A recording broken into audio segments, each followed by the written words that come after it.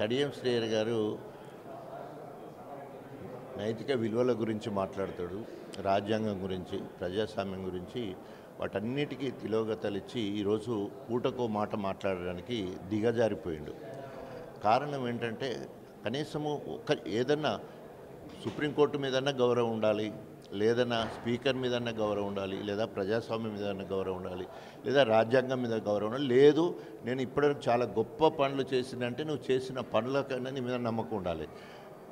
ఏది లేకుండా ఉట్టిగానే పోస్ట్పోన్ చేసుకుంటూ పోవడం తప్ప ప్రజలు ఏమన్నా ఏదో అంటారు కదా, పిల్లి పాలు తాగుతూ కళ్ళు మూసుకొని పాలు తాగుతూ నన్ను ఎవ్వరు చూస్తలేరు అనుకుంటారు.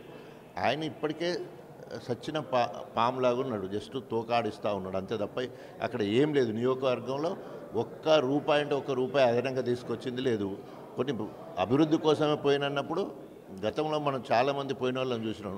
150 కోట్లు 200 కోట్లు అదనంగా తీసుకొచ్చి ఈరోజు 10 మంది మారితే 10 మందికి ఏం లేదు, ఈయన కూడా ఏం లేదు. మళ్ళీ నిస్సిగ్గుగా రేవంత్ రెడ్డి కీలు బొమ్మ లెక్క ఏది చెప్తే మాటలు నేర్పిస్తే ఆ మాటలు పోయి స్పీకర్ దగ్గర చెప్తుండ్రు, మేము అభివృద్ధి కోసం పోయినని చెప్పండి, మేము బీఆర్ఎస్ పార్టీలే ఉన్న నిస్సిగ్గుగా మాట్లాడే మాటలు కదా. నీకు దమ్ముండాలి. నేను కాంగ్రెస్ పోయినా, అభివృద్ధి కోసం పోయినా, ఇప్పటికి కొంత చేసినా ఇక రాబోయే రోజుల్లో చేస్తామని అట్లనే పోవాలి. కానీ ఏది లేకుండా ఈరోజు ప్రజలను మభ్యపెట్టి చేస్తుంటే ప్రజలు చూస్తూ ఊరుకోరు.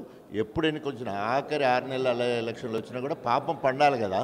పాపం పండుతుంది, లేట్ అయిన కొద్దీ పాపం పండుతూ ఉంటుంది. సో ఆ రకంగా ఎప్పుడు ఎన్నికలు వచ్చినా కూడా గణపురం నియోజకవర్గంలో కర్రు కాల్చి వాదపడుతుంది. ఎందుకంటే